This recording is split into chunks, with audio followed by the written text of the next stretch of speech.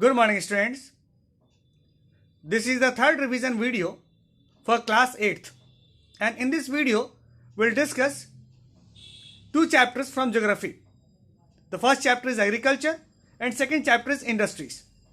And after that we'll be in a position to analyze all the questions. So let's begin with this chapter. First of all, the chapter is agriculture. So what is the meaning of agriculture? We need to understand the meaning of agriculture. The word agriculture is the English adaptation of the Latin word agricultura. Agar means field and cultura means cultivation. And in the strict sense, agricultura means tillage of the soil. Agriculture was developed at least 10,000 years ago, and it has undergone significant development since the time of the earliest cultivation. So from the time of shifting cultivation to the modern techniques, to the modern farming, the agriculture falls under the primary sector activity, and agriculture activities will include, or it includes, growing crops, fruits, vegetables, flowers and rearing of livestock. So basically agriculture is a very broad term, and it will include not just the cultivation of some crops, but it will also include rearing of livestock as well as the horticulture. So far we discussed the meaning of agriculture and what are the different activities that are performed under the name of agriculture. Now let's discuss the different types of cultivation or farming that is practiced in our country. In old times, the most prevalent types of agriculture or farming was the shifting cultivation. So shifting cultivation is an agricultural system in which a person uses a piece of land only to abandon or alter the initial use a short time later. So in the shifting cultivation, mainly it was practiced by the tribals who were using a piece of land, and after that, that piece of land was used for growing crops, and after that it was abandoned for some period so that it could regain its fertility. So this was the concept of shifting cultivation. So we have to understand that shifting cultivation was in practice much ago, before, but still in some tribal areas it is still in practice. Now next one was the subsistence farming. This is the most important, is the number one type of farming. Here in this type of farming, most of the produce is consumed by the farmer and his family members, leaving little or nothing to be marketed. So here subsistence farming is very limited. It is very intensive. It is very limited. Here surplus food grain is not grown, and it is grown, the food that is grown, it is consumed by all the family members. So that much food is grown that can be consumed by the family members.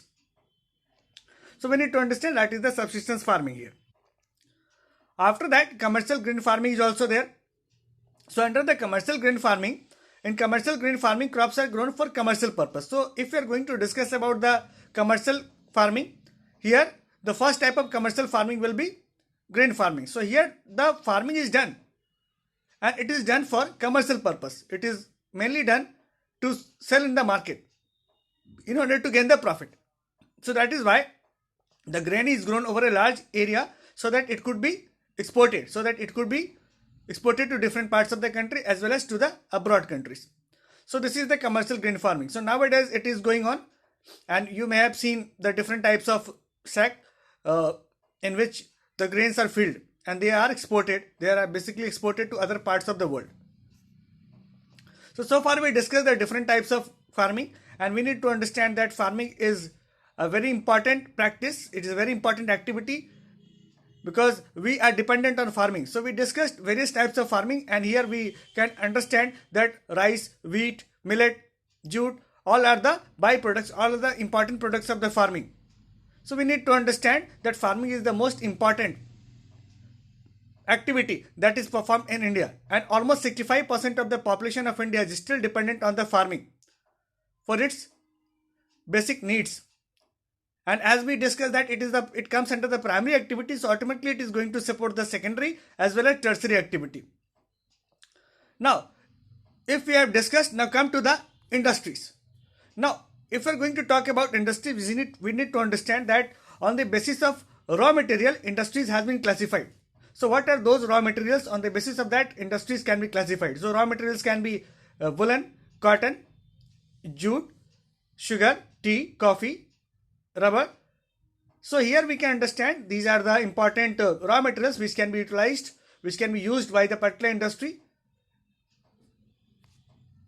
Now come to the mineral based industry. Basically mineral based industry, they are taking minerals as a raw material like iron and steel, cement factory, aluminum industry and petrochemical fields. So here we need to understand that mineral based industries are going to take minerals as a resource, as a raw material, and after that production will be made. So we need to understand here agro based industry. Agro based industry, because we are discussing the agriculture chapter, we need to understand the first type of industry is termed as agro-based industry, and it will contain cotton, woolen, jute, silk as a raw material. Similarly, sugarcane and tea will be used as a raw material for agro-based industry. So industry that is based on raw materials like sugar, tea, coffee, woolen, cotton, these are termed as agro-based industry. Similarly, mineral-based industry is depends on iron, steel, cement, aluminium. Now, next to that, it is the marine based industry. So basically marine based industry like seafood processing industries, fish oil industries, these are dependent on seafood. Basically the seafood like prawns and fish oil. So these are termed as marine based industries because they are dependent on marine products as a resource or as a important raw material.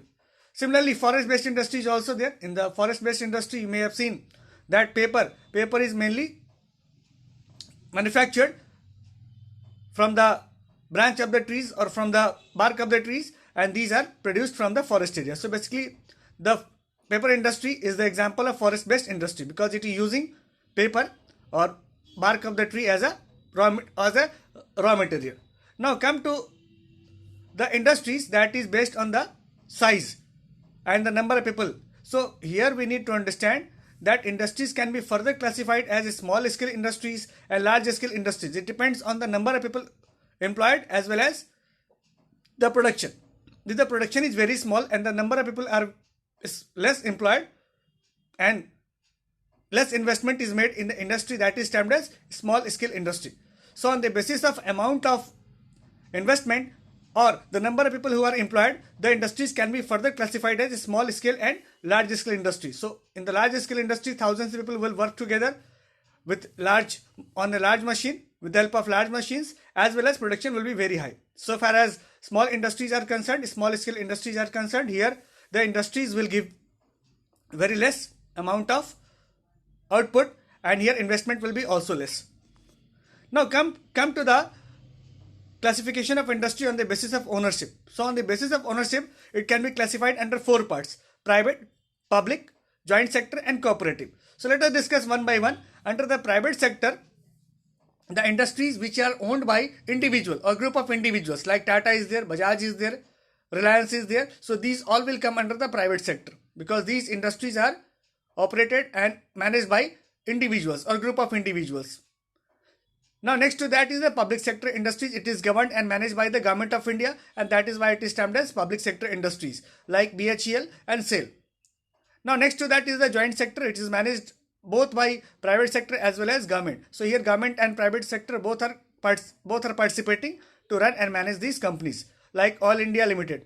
And next to that is the cooperative sector industries. Cooperative sector industries consist of handloom industries, food processing industries and dairy product industries like Sudha and Amul. So these are important industries which are going to operate on the basis of cooperation. So here we saw that on the basis of ownership, the industries can be classified under 4 parts: private, public, joint and cooperative. Now we need to understand the most important thing, that on what factors industries depends, or the factors needed for industries. If we are going to set up industries, what are the factors we consider before establishment of an industry? The first one is presence of raw material. Raw material should be available for that particular factory. Land should be easily available. Water should be easily available.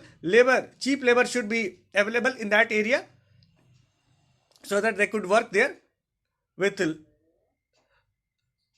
proper income. And power means electricity should be present there. Similarly, capital is needed. Capital is required to be invested, and transport is required so that the material or the product that is ready in the industries, it could be send in the market. Similarly, market should be available so that the product that is made in the industry, it should be marketed, it should be sold in the nearby market. So here we need to understand that factors are very important for establishment of any industries. So we discussed here both the chapters, that is agriculture and industries. And after that, I think that we will in a position to analyze all the questions related to these chapters. So this is all about this video. Thank you so much.